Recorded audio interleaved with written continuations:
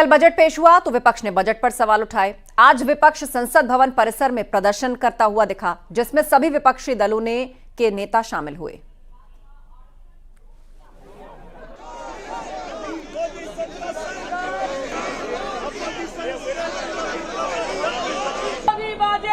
Opposition विरोधी budget.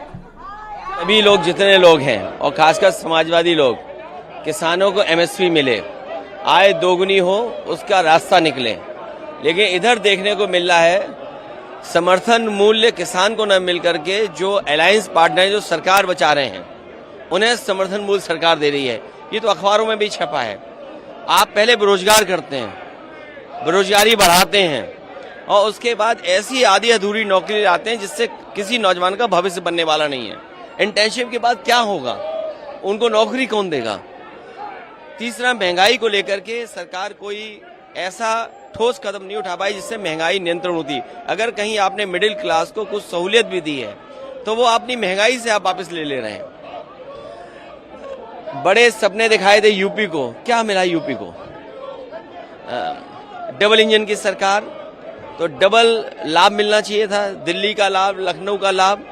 लेकिन लगता ये है कि दिल्ली अब लखनऊ की तरफ नहीं देख रही है, या लखनऊ वालों ने दिल्ली वालों को नाराज कर दिया। उसका परिणाम हमें बजट में दिखाई दे रहा है। ऑपोजिशन पार्टी ने मिसलीड करने का कोशिश किया है और कहते कि ये सिर्फ 2 राज्य के लिए बजट है।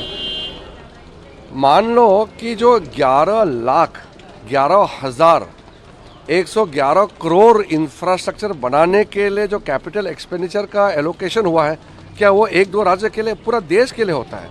इस प्रकार से जो 3 करोड़ अगर आवास बनाना है वो देश का होता है। जितना भी इंफ्रास्ट्रक्चर से लेकर के मेडिकल रिलीफ से लेकर के मिडिल क्लास लोगों को रिलैक्सेशन रिलीफ देने का, या किसानों के लिए जो सुविधा दे रहे हैं, या ट्राइबल्स लोगों को अलग से पैकेज दिया है, कई सारा जो कार्यक्रम हुए हैं वो देश भर का होता है।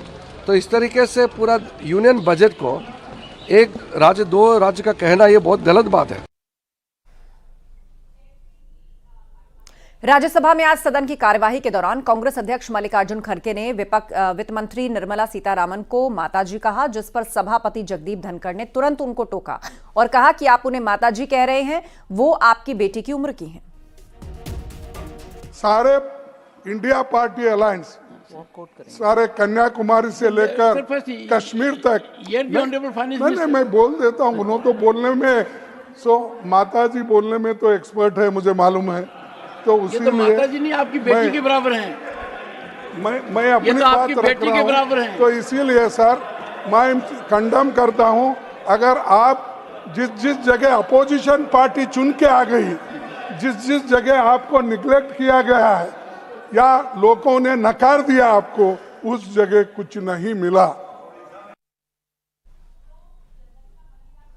सपा सांसद लालजी वर्मा ने बजट को बताया किसान विरोधी और किसानों की कर्ज माफी की कोई व्यवस्था नहीं, ये बात रखी और कहा कि एमएसपी गारंटी की कोई गुंजाइश नहीं दिखी है। नौजवानों को स्थायी रोजगार देने का बजट में कोई प्रावधान नहीं है। इसके अलावा उन्होंने ये भी कहा कि ओबीसी, एससी, एसटी समाज पर कोई ध्यान नहीं दिया जा रहा। किसानों के जो समस्याएं हैं, जो सबसे बड़ी उनकी मांग है एमएसपी का, मिनिमम सपोर्ट प्राइस, उसकी गारंटी का कोई गुंजाइश नहीं है। उनका कर्जदार है किसान, उसके कर्ज माफ का कोई इसमें जिक्र नहीं है।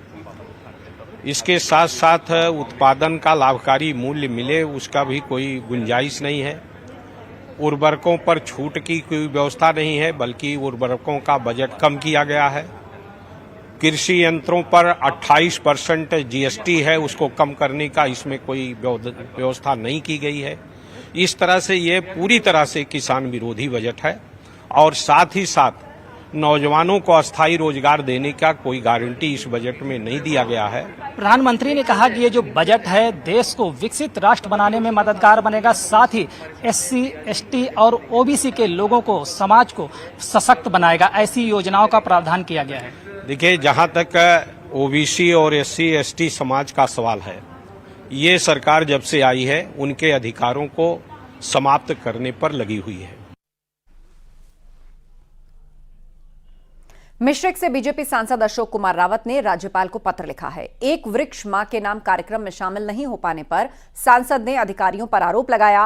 बीजेपी सांसद के मुताबिक अधिकारियों ने बहुत देर से कार्यक्रम की सूचना दी थी और जिस कारण वो 20 जुलाई को सीतापुर में हुए वृक्षारोपण कार्यक्रम में शामिल नहीं हो पाए और इस कार्यक्रम में राज्यपाल शामिल हुई थी और वहां अव्यवस्था मिलने पर उन्होंने नाराजगी जाहिर की थी और फिर अब सांसद ने पत्र लिखकर दोषी अधिकारियों पर कार्रवाई की मांग की है। तो इस कार्यक्रम में अव्यवस्था पर राज्यपाल आनंदीबेन पटेल काफी नाराज हुई थी और उन्होंने ओपन माइक पर सभी से अपनी ये नाराजगी व्यक्त भी की थी। अब सांसद अशोक रावत ने गवर्नर को पत्र लिखा है और अधिकारियों पर कार्रवाई की मांग की है।